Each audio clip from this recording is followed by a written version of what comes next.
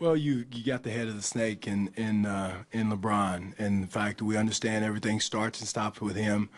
There's certain things you want to give up with him, and certain things you have no choice in the matter. But you know, there's a pecking order as far as what we want to give up, what we want to live with. Scott, again, you're not going to take away everything from a good offensive player like him or a good offensive team like them.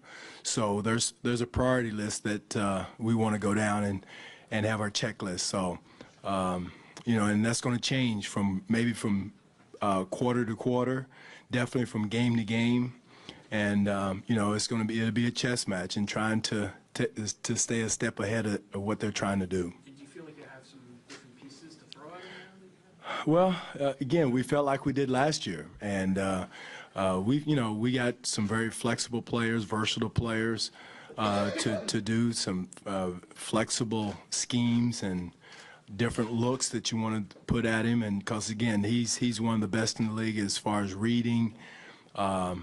He's seen every defense you've thrown at him, and as a young kid, it'd have been harder for him, but now there's nothing new under the sun for him. So we just got to be ready to have a variety of looks and be ready to throw them at him. Wait, I don't know if I want to walk the line of saying go hurt a guy, but is there a fine line of being physical with a guy? You have to be. You have to be, and he respects that. I guarantee he respects that. You know, and he expects it too. So, you know, it's It's going to be a physical series from both sides. They'll be physical. We have to be physical, and that's the way the game has to be played. Now, what we have to do is draw the line where it's a foul and not a foul, and understand how the officials are going to call it and adjust. And not complain, not look at them for help, take care of business ourselves, but we have to understand how they're going to call the game. And so that's what it's going to be. It'll be a physical, it has to be a physical game. Do you have anybody to get under his skin the way you know, I don't, you know, subscribe to that. Physically, you got to get a, psychologically, I don't know if that works or not. Maybe it does, maybe it doesn't. I don't think it does on him, but I think physically, we have to make sure we have a presence. Whatever they're trying to run, have a presence and do it within the rules, without hurting anybody or whatever. But we have to be physical. How much does the mental makeup of a guy like OG, someone who doesn't seem to get rattled, how much does that factor in at this time of the year when generally younger players have? He's a mature young man. I don't think he's going to get rattled as far as the moment. Whether he makes a mistake or not, you know, that's going to happen. But I don't think he's a young man that I've seen it, and it's definitely in the first series with Washington. He did not get rattled. He was cool and under control in what he did, his thought process, and following. He had attention to detail. And, you know, he made mistakes, but for the most part, his attention to detail was like a veteran player. So that's the only thing you can ask for from a young player. He knocked down his shots, which, you know, usually is the first sign of a guy being, you know, overwhelmed, but he wasn't. He knocked down his shots. He made smart reads, and that's all you can ask for from a rookie. What did you like and what didn't you like about the 3 games where you saw some of OG on LeBron in those matchups? Again, you know, it's not just one player. It's the Toronto Raptors versus LeBron James. It's not going to be a one-on-one matchup, LeBron James versus OG. Even in specific, it's a team effort. You're not going to stop him one-on-one. He's got 4 other teammates that's got to help him. And, you know, the days of the one-on-one, you know, everybody, when he has the ball, everybody has a job to do. And that's the thought process we got to have. He's got to do his job on the ball. The weak side has to do their job on the ball. Because there's certain things we want to do. There's certain places we need to be.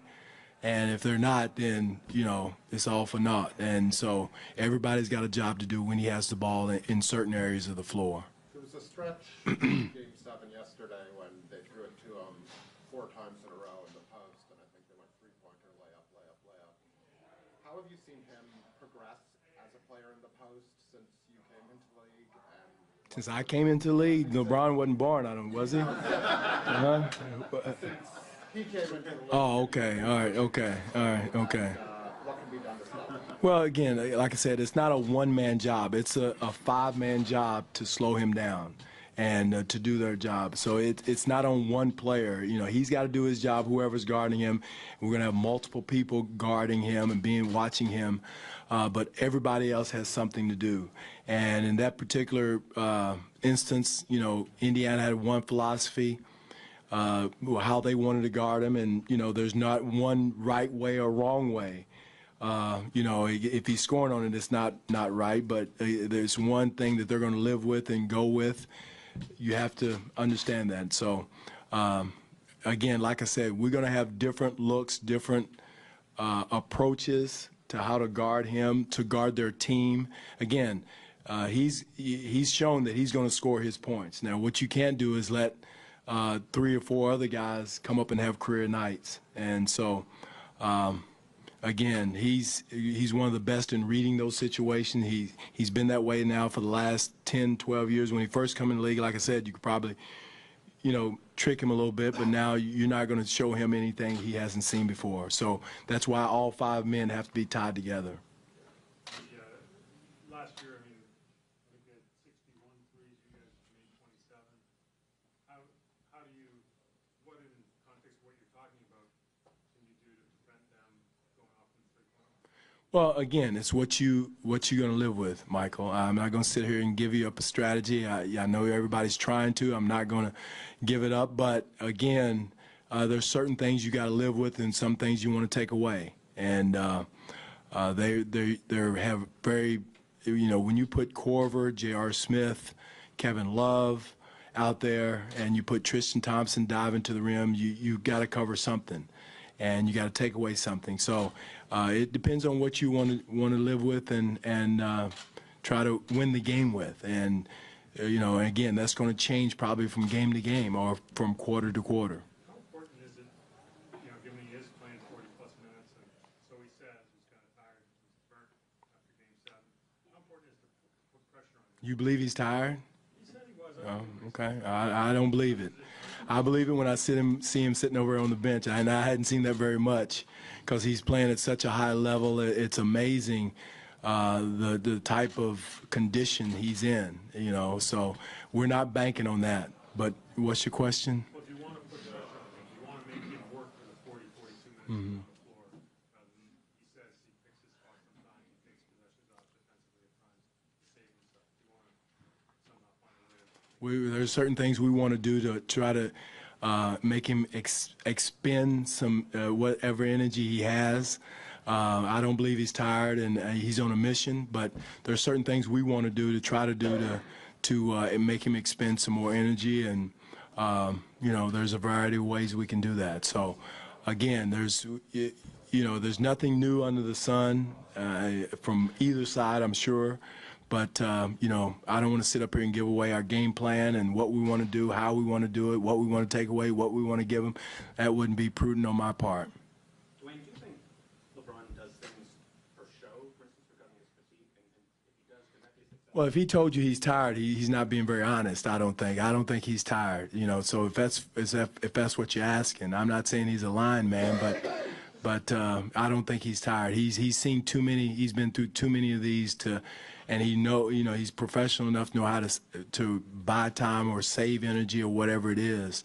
So we're going into it and approach it like it's a fresh James in those situations. You can Carl. utilize tactics to attack him, but so much of what he is his aura.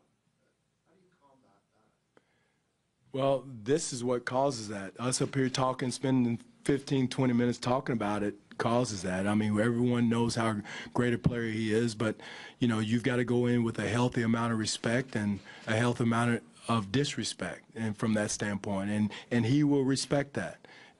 Jordan respected that. Karl Malone, those guys, Kobe Bryant, those great ones, they respect you coming at them.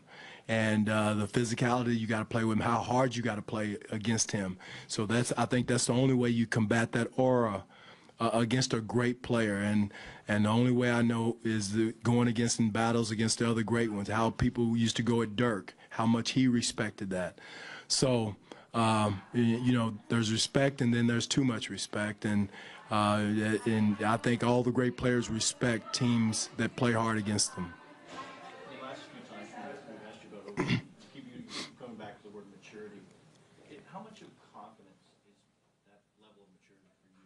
How much is confidence On his part, I think a lot of it. I think he's very confident in who he is and what he is and his role. He understands his role and who he is and what he can do. I think that's a lot of the maturity factor that you see is the self-confidence he has in himself, and which is a good thing.